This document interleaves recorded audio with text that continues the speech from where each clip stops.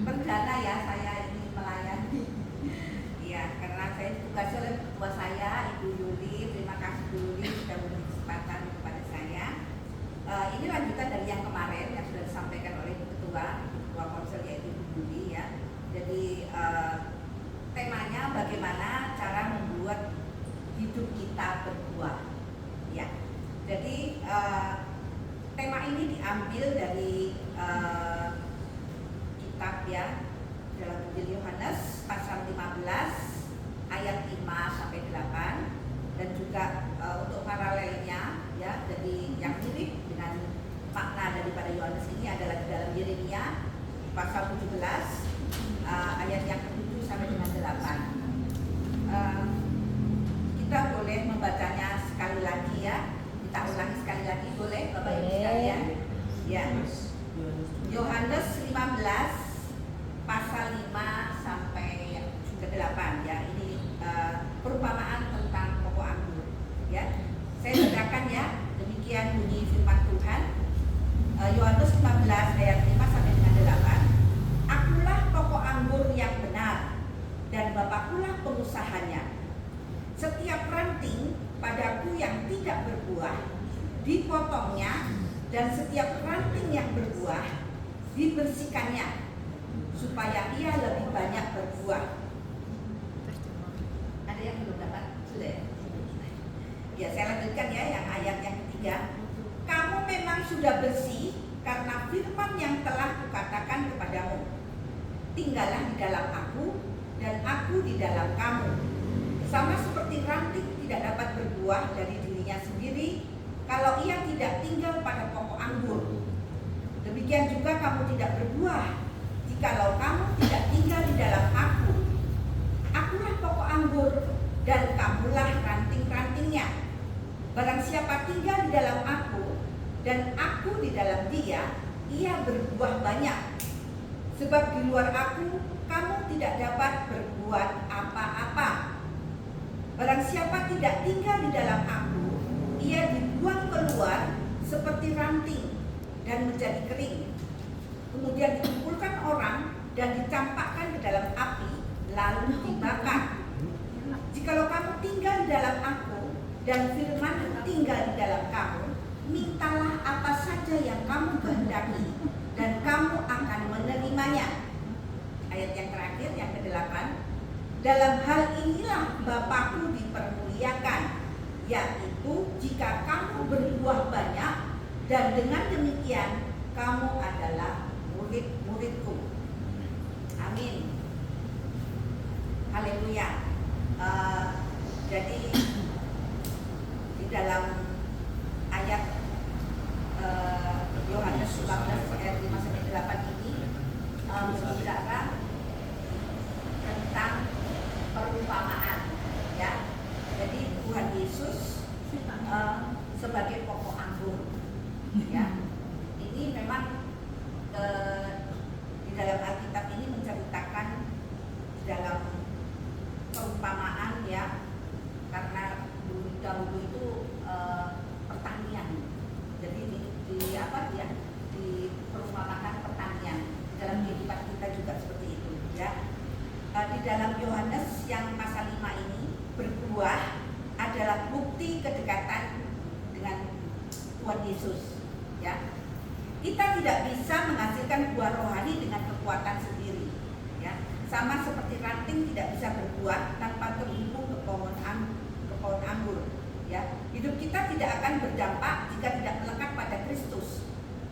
Ini dicontohkan di sini seperti HP tanpa baterai ya. Sehebat apapun spesifikasinya, kalau tidak terhubung ke sumber daya, sama dengan tablet saya ini, baru tablet saya ini ya, S10 Ultra ya. Kalau ini canggih, spesifikasinya bagus, tinggi, tapi kalau nggak dicas ya nggak bisa berfungsi gitu loh ya. Jadi sama dengan kita juga. Kalau kita, kehidupan kita ini ibaratnya Tuhan Yesus itu pokok anggurnya. Kita ini cara-caranya ya. Kalau kita mau hidup berdampak, hidup kita itu mau seturut dengan karakter Kristus ya, kita harus melekat kepada Tuhan Yesus. Jadi ranting-ranting ini harus melekat kepada pokok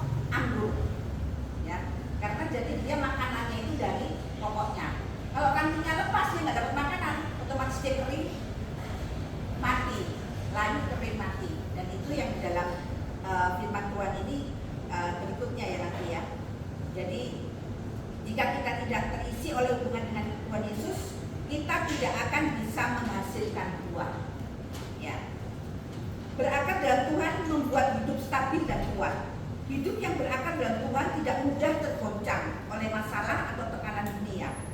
Anak muda seringkali menghadapi musim kemarau dalam hidup, entah itu tekanan dari sekolah, keluarga, atau pergaulan.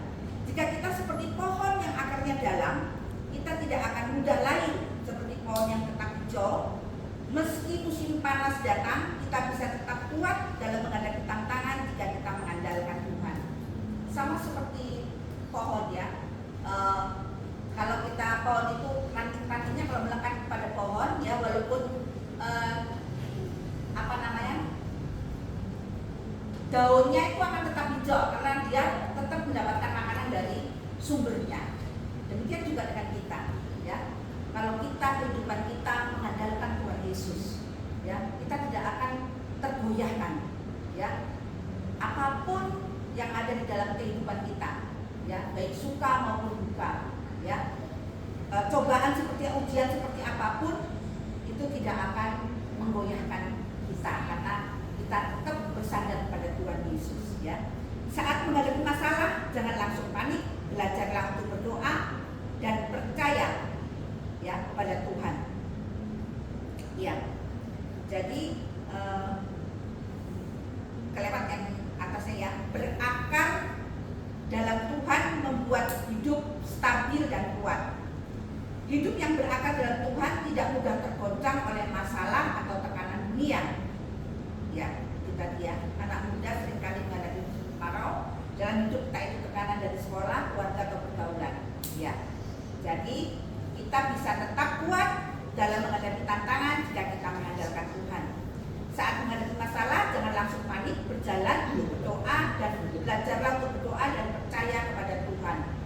Ya, ini yang terkadang kita kalau menghadapi masalah, apalagi masalah itu sangat istilahnya itu sangat berat ya, misalkan suaminya selingkuh atau istrinya selingkuh ya. Kalau yang punya pacarnya selingkuh, belum jadi suami udah selingkuh, ini kan masalah berat banget ya. Jadi jangan panik, duduk bersimpuh di kaki Tuhan. Itu yang saya lakukan. Kalau kita punya masalah apapun ya, kita duduk bersimpuh di kaki Tuhan ya, itu akan didengarkan ya. Tuhan mendengarkan doa orang benar ya. Kalau kita jadi orang yang benar, orang benar itu seperti apa? Orang yang melakukan kehendak Tuhan. Kalau kita tidak melakukan kehendak Tuhan, kita bukan orang benar gitu loh. Doa kita nggak akan didengarkan sama Tuhan Yesus gitu ya. Jadi carilah teman-teman yang bisa menguatkan imanmu ya, bukan justru menjauhkanmu dari Tuhan ya. Bangun kebiasaan membaca firman Tuhan agar akarmu semakin kuat dalam iman ya. Jadi carilah teman yang mendukung, menguatkan iman ya. Ada firman Tuhan mengatakan pergaulan yang buruk merusak kebiasaan yang baik. Itu benar loh ya. Ini saya lihat di medsos itu siuran pendeta mukuli istrinya, dipukul, dicucus kayak besi ya. Dia nggak diakui ya, katanya dia nggak punya istri, padahal itu istrinya ya. Akhirnya istrinya ya terus minta cerai ya. Nah ini tetap dia padahal mengembalakan jemaatnya ya. Nah ini jadi kita cari teman itu yang baik ya. Apalagi teman-teman remaja itu kadang-kadang dia kalau nggak kumpul dengan ayo narkoba, kalau nggak itu kamu nggak siap kawan, akhirnya ikut-ikutan ya. Nah ini harus dijauhi ya. Jadi cari teman yang menguatkan iman ya, cari teman yang baik, bukan cari teman yang membuat kita jauh dari Tuhan ya. Di dalam Yohanes 15 yang 8, berbuah itu artinya berdampak bagi orang lain ya. Hidup yang berbuah bukan hanya tentang kita sendiri, tetapi juga bagaimana kita membawa dampak bagi orang lain ya. Pernahkah kita melihat lilin menyala, lilin itu membakar dirinya sendiri untuk memberi terang bagi orang lain? Demikian juga hidup kita seharusnya menerangi orang-orang di sekitar kita. Jadilah teman yang bisa menguatkan orang lain, bukan yang suka menghakimi atau menjatuhkan. Tunjukkan kasih Tuhan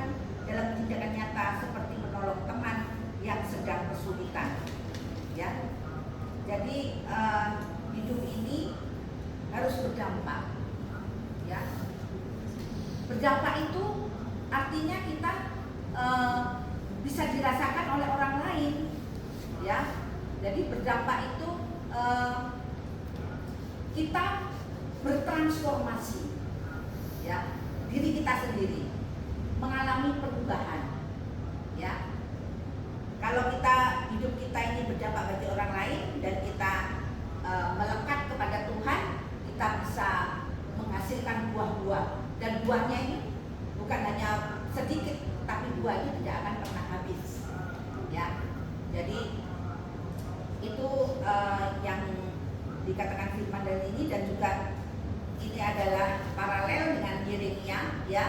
Di dalam Yeremia 17 ayat 7 sampai 8, saya bacakannya, demikian bunyi firman Tuhan. Diberkatilah orang yang mengandalkan Tuhan, yang menaruh harapannya pada Tuhan.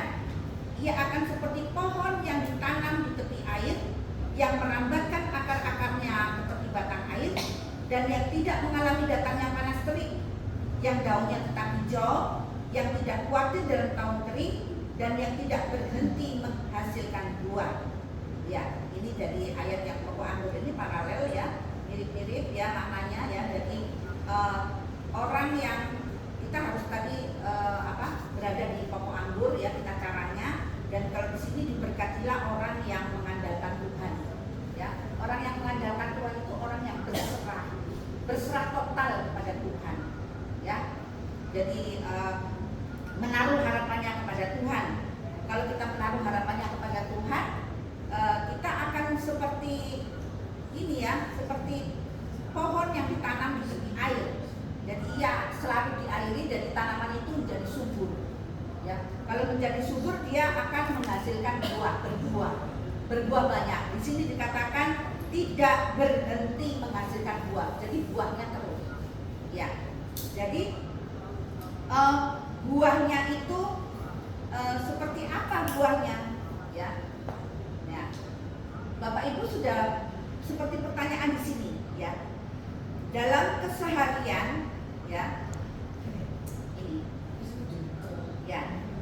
Dalam keseharianku, apakah hidupku sudah berbuah dengan menunjukkan kasih, kesabaran, dan kebaikan kepada orang lain, atau aku masih sering egois dan mengikuti arus dunia? Kita bisa menanyakan kepada diri kita sendiri, ya. Jawabannya hidup berbuah terlihat dari cara kita memperlakukan orang lain setiap hari, ya. Jika kita masih sering marah, tidak sabaran, atau hanya memikirkan kepentingan sendiri, berarti kita perlu lebih dekat lagi dengan Tuhan. Buah sejati adalah ketika kita bisa mengasihi orang yang menyakiti kita, sabar menghadapi orang yang sulit, ya, dan rela menolong tanpa mengharapkan balasan. Mulailah dari hal kecil, senyum kepada keluarga kita sendiri. Kadang dengan keluarga kita nggak senyum, dengan suami nggak senyum, dengan istri nggak senyum, dengan anak nggak senyum, ya, dengan orang tua mertua nggak senyum, dengan pembantu nggak senyum. Apakah kita senyum kepada mereka? Nah, itu kalau kita bisa senyum, itu kita sudah, itu hasil dari buah kita, ya. Jadi buah itu banyak banget gitu loh. Dari kehidupan kita, mulai dari keluarga kita, ya, sabar di jalan raya, ya, macet, bel, lampu merah, begitu kuning, ting ting ting ting ting ting gitu, ya, itu nggak sabaran, ya. Ya, maka itu sudah berbuah seperti itu, ya. Itu salah satunya, ya. Atau membantu teman yang kesulitan, ya. Kesulitan apa misalkan, ya, kalau misalkan memang teman itu, aduh, aku ini nggak punya beras, memang betul-betul miskin, nggak punya beras. Kalau kita di lumbung kita, di tempat penampungan beras kita masih ada, kenapa kita nggak kasih mereka, gitu loh, ya. Ibaratnya seperti ini, Tuhan Yesus menilai persembahan orang, janda Safan itu memberikan 2 keping, ya, ke dalam persembahan, dibandingkan dengan orang kaya-kaya, misalkan orang uangnya itu 1 miliar, dia ngasih 100 juta, ya. Janda ini cuma 2 keping aja, ya. Tuhan Yesus menilai, mengatakan bahwa ya, persembahan yang paling besar adalah janda itu, janda miskin, karena dia mempersembahkan dari kepunyaannya dia yang dia punya. Jadi dia punya 2 keping itu aja dia serahkan. Tapi kalau orang kaya itu uangnya kan banyak banget gitu loh, cuma 100 juta walaupun itu nominal besar banget, tapi sebetulnya dari jumlah uang yang dia punya itu sekian aja, secuil aja gitu loh. Beda dengan yang janda tadi ya, punyanya juga cuma 2 keping itu aja tapi diserahkan semua ya. Jadi tadi hidup berbuah terlihat dari cara kita memperlakukan orang lain setiap hari ya, kita bisa mulai itu seperti tadi ya.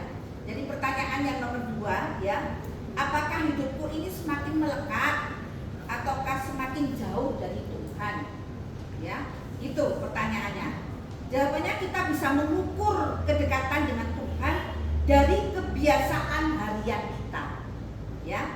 Jika kita semakin rajin berdoa, membaca firman Tuhan dan merasa damai saat menghadapi masalah, berarti kita semakin dekat ya.